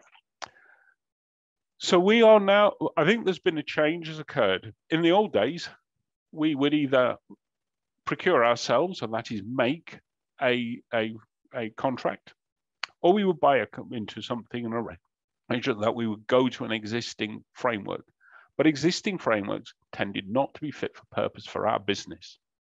So the next, what's evolved in this is a sustaining element of collaboration, is to collaborate, because collaborate is ostensibly a hybrid between the two. We have a direct influence to shape the future framework to our business needs, as well as tapping into the expertise and resources of the framework provider to deliver the framework and an environment that we can trade in.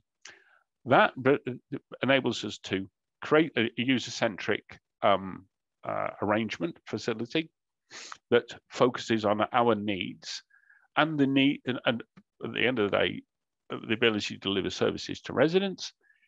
It ensures us capacity, and capacity is not just in, is it able to deliver, I don't know, bank or book, but also it's backup, because one of the risks we face is what happens if a company goes into receivership. We need a ready backup in there, which a framework with multiple providers potentially offers us. It reduces some of that risk, and that gives us also the assurance. But it does require an open and collaborative relationship where we do share lesson learning, and it opens up opportunities for us to do things differently. Engineering inspection services came from the fact as the original arrangement wasn't, what we had as a contract wasn't fit for purpose. Through discussing with the opportunity with LHC, we realized how much we can do this a different way. We can actually change the market and remove from the market, in fact, a stage which inhibited the link between the contractor, the service provider, and the consumer ourselves, because we were working through intermediaries. And that's been really eye-opening about how the market is. It's brought in a radically different way of looking at the market. Go on, next bit. And so ultimately, I would say, although the reports are being published and they're talking about the goal, actually collaboration is occurring already. The game has changed and the market has changed. And it's through this that LHC and ourselves are actually creating a new reality of collaboration and demonstrating that it works and it benefits everybody. Collaboration is very much the new world, but it requires fundamental change and culture change for many. It means we're going to have to be braver, and we're going to have to engage, to challenge, and that's challenge other people and challenge ourselves. Actually, one of the tough bits, be honest. There are limits to what we can do. There are things that are deficient. Be willing to share and get over that thing that we think we're special. We're not. We do exactly the same as the next authority or as the next contractor and so on. And understand each other. And understanding each other is not just understanding each other's perspectives, but actually some of our feelings. One of the things is, when dealing with, and I thought about this morning as I was coming in, one of the most horrible experiences I ever had to do was a feedback session with a failed contractor who we would have shared a lot of lesson learning to, but they were just so aggressive and so threatening and just didn't. I assume they intended to be that, but the barriers just came down, the shutters came down. We weren't going to give them anything, and actually they were making a fundamental mistake in their bidding. It was just page one of their submission all the way to the last page. They made the same mistake all the way through, and therefore lost the award. And with that, I'll shut up because people have normally had enough of me. Great, thank you so much, Rod. I just want to say I love the phrase that you used, "We're not special," because I mean, I don't know whether some people might feel uncomfortable with that recognition, but I think it's quite liberating to realise there is nothing special about what we do. I would come back on that and just say there is a problem. I think it's less so in Southwark. We don't have the luxury of loads of money to go and do things, or even an unpressured environment. But I have worked for other authorities where they literally tell themselves, "Oh, we're special. You can't understand us." 99% of everything we do is exactly the same as everybody else has done it. And it's the same way as human beings. You've all got most of you have got one head, one body, two arms, two legs. They're the same. It doesn't matter where you are on the globe. It's what makes the world boring. Brilliant. Thank you so much, right. Rod. Right. Appreciate Bye-bye. it. Thank you. Right. So we've got another poll. This actually is aimed at clients who have joined us today, or potentially those who are representing a client, so a public sector client. So this is for our information, but we want to ask, are you interested in working more closely with a framework provider for your strategic requirements as per the recommendations, as in tune with what you've heard today? So, and then once we've given you a moment to consider that, next on our agenda today will be Dean Fazackerley, our head of procurement at LHC, who's going to talk about our response to the recommendations of constructing the gold standard. So, okay, great. All right, thank you for that poll. Thank you, David. And we will move on to Dean. Hi, morning all. Can you hear me, Shona, all right? Yep. Good, thank you. So as Shona sort of introduced, one of the things that we thought we'd take the opportunity today to do is to sort of give an overview really of what LHC took away from the paper. And this is obviously quite a summarised version. There's more that we have done, but I've tried to limit it due to the time today.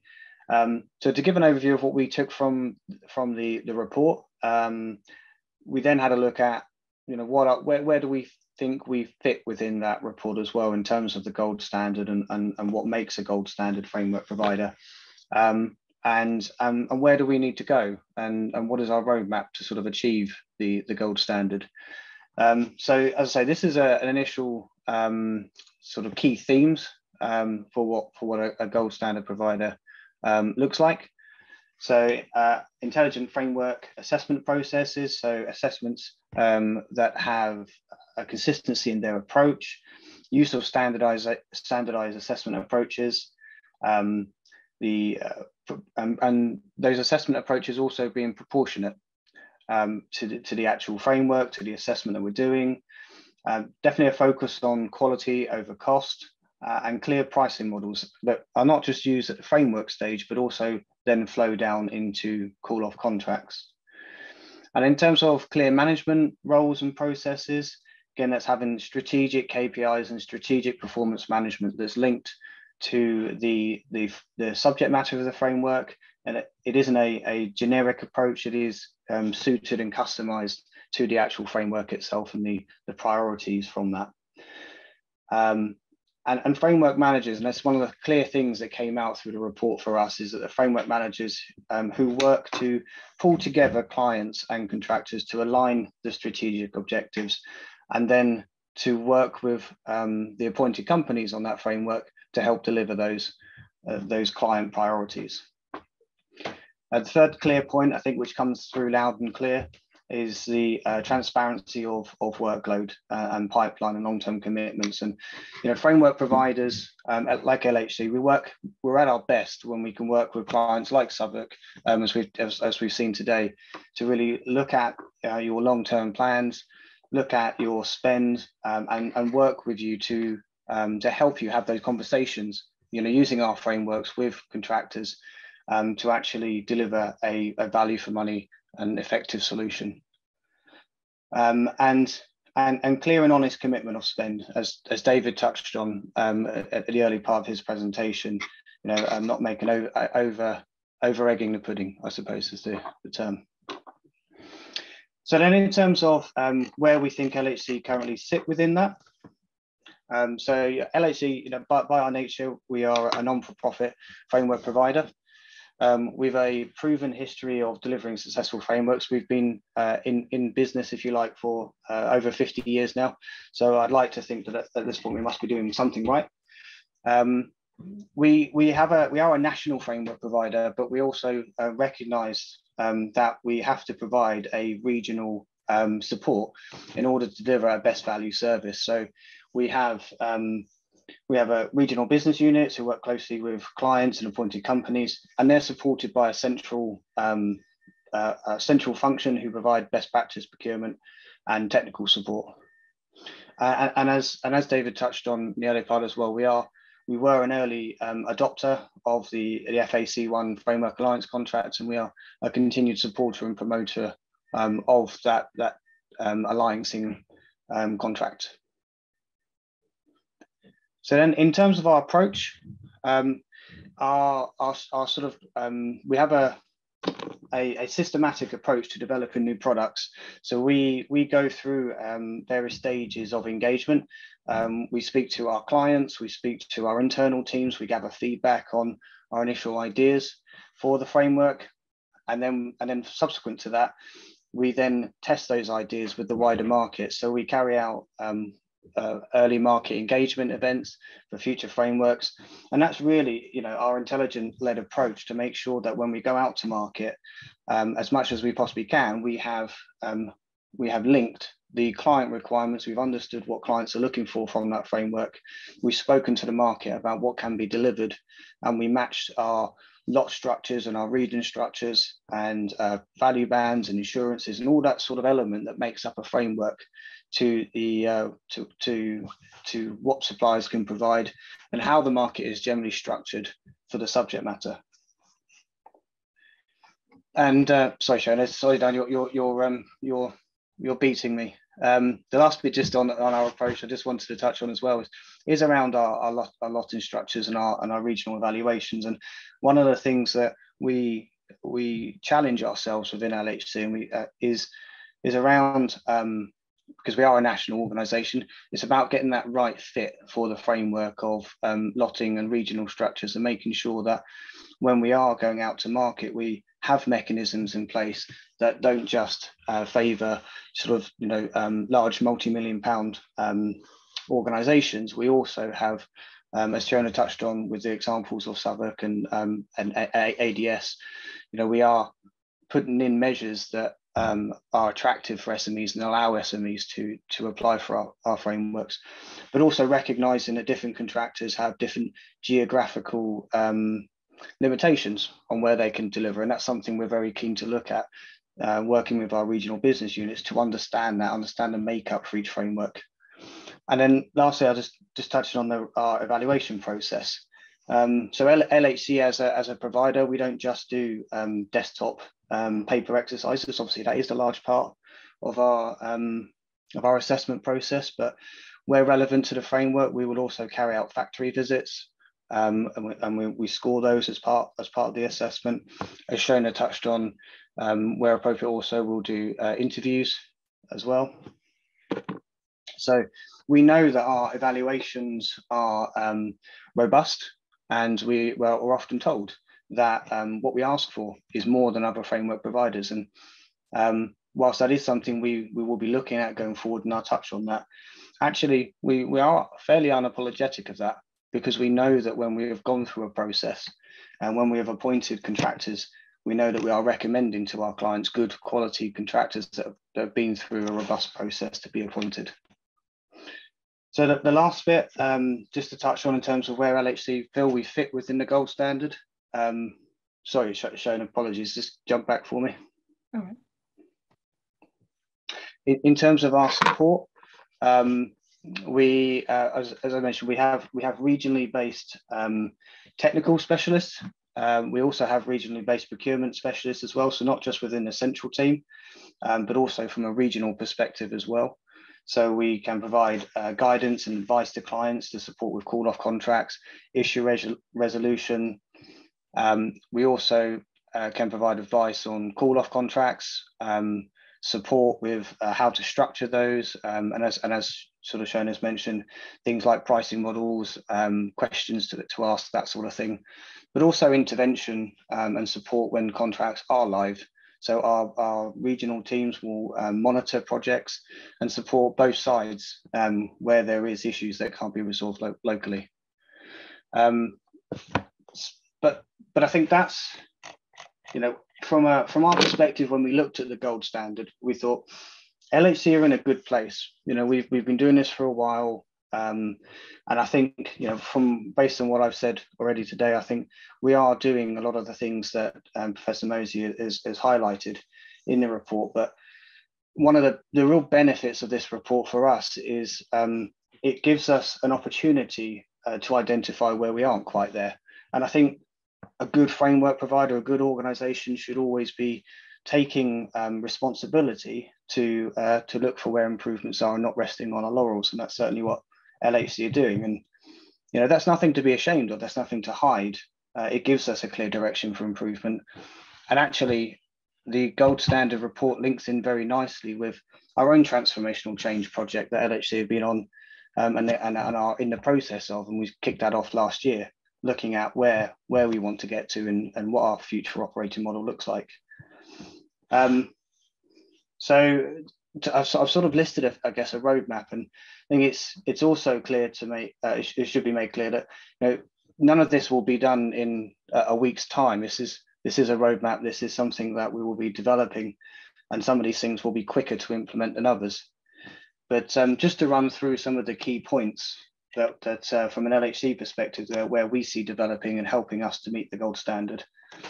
So that's around developing tools and templates for our clients to use that promote best practice.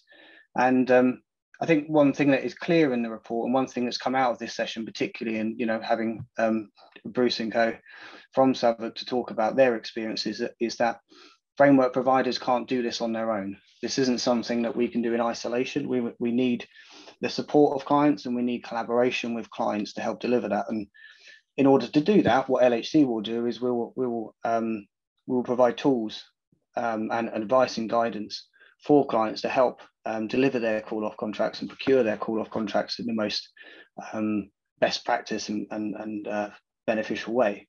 So Dean, do you want to pick out a few that I think you want to touch on in particular, just because we're running out of time now, we're just a little bit over? Okay, yep. So the only other ones that really I think that jump out to me really are looking at our selection and qualification procedures and processes.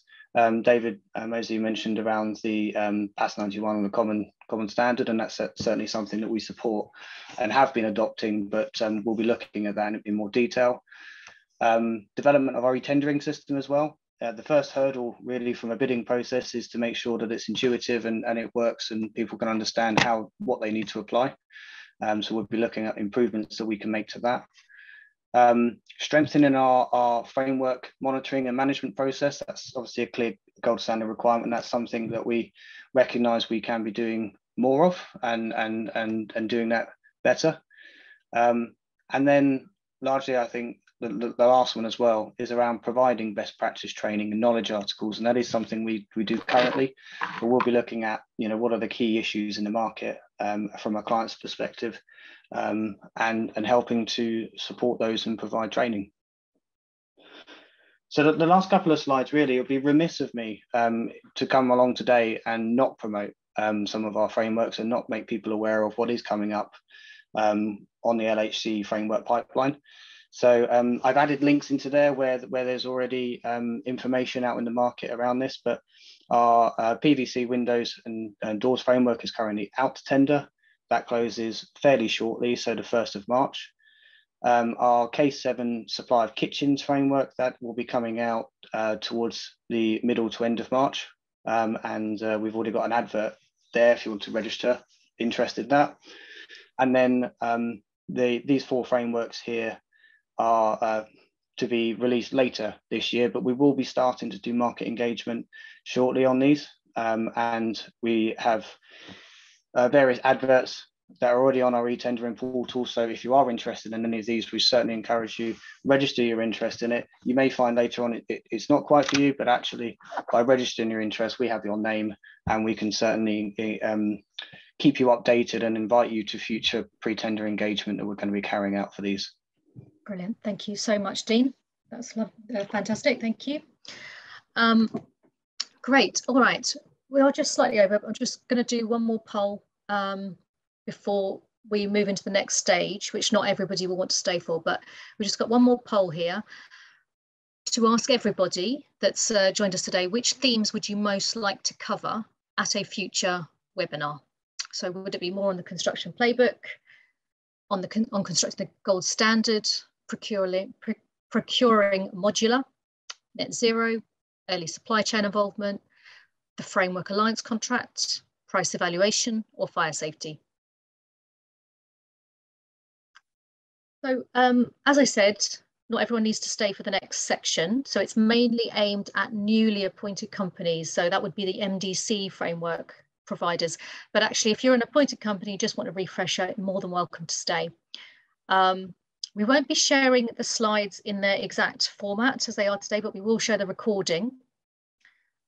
So follow us on LinkedIn and Twitter as well to hear about forthcoming events. The next physical event will be on the 7th of September at the QE2, but there will be other webinars and other events this year.